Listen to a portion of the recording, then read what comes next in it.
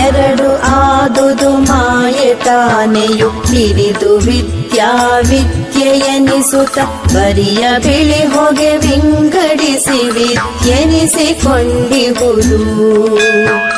ಅರಿಯ ಕರಿ ಹೊಗೆ ವಿಂಗಡಿಸುತ್ತಲೇ ತರತರದ ವಿದ್ಯೆನಿಸಿಕೊಂಡಿತು. ಎರಡರಲ್ಲಿ ಜೀವೇಶರೆಂಬರು ತೋರುತಿಹರೆಂದ.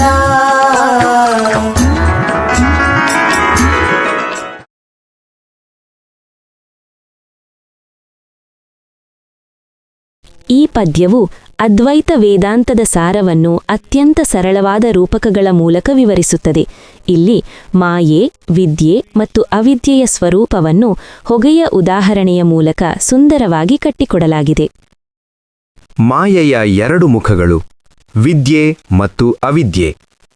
ವೇದಾಂತದ ಪ್ರಕಾರ ಸೃಷ್ಟಿಯ ಮೂಲ ಶಕ್ತಿಯಾದ ಮಾಯೆಯು ಒಂದೇ ಆದರೂ ಅದು ಕಾರ್ಯನಿರ್ವಹಿಸುವ ರೀತಿಯ ಆಧಾರದ ಮೇಲೆ ಎರಡು ರೂಪಗಳನ್ನು ಪಡೆಯುತ್ತದೆ. ವಿದ್ಯೆ ಶುದ್ಧ ಸತ್ವಗುಣ ಪ್ರಧಾನ. ವಿದ್ಯೆ ಎಂದರೆ ಕೇವಲ ಪುಸ್ತಕದ ಜ್ಞಾನವಲ್ಲ, ಇದು ಆತ್ಮಸಾಕ್ಷಾತ್ಕಾರಕ್ಕೆ ದಾರಿದೀಪವಾಗುವ ಬೆಳಕು.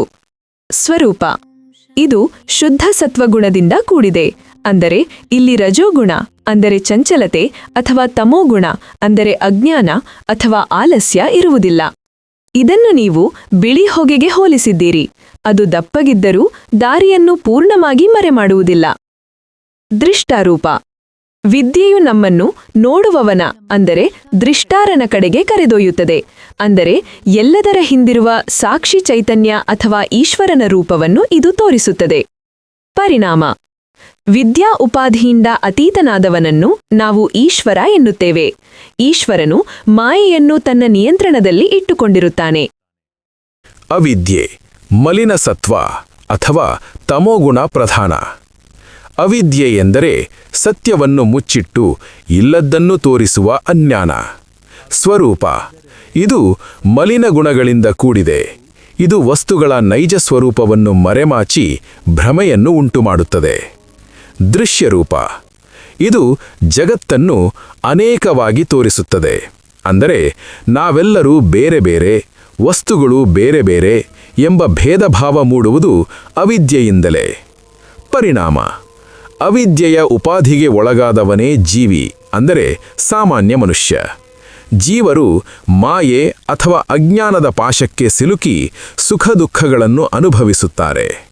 ಜೀವ ಮತ್ತು ಈಶ್ವರರ ಉಗಮ. ಈ ಎರಡು ಶಕ್ತಿಗಳ ಪ್ರಭಾವದಿಂದಲೇ ಜಗತ್ತಿನಲ್ಲಿ ಭೇದಗಳು ಕಾಣಿಸಿಕೊಳ್ಳುತ್ತವೆ. ಅವಿದ್ಯೆಯಿಂದ ಅಂದರೆ ಕರಿಹೊಗೆಯ ಪ್ರಭಾವದಿಂದ ತಾನು ದೇಹವೆಂದು ಭಾವಿಸುವ ಜೀವಭಾವ ಉಂಟಾಗುತ್ತದೆ.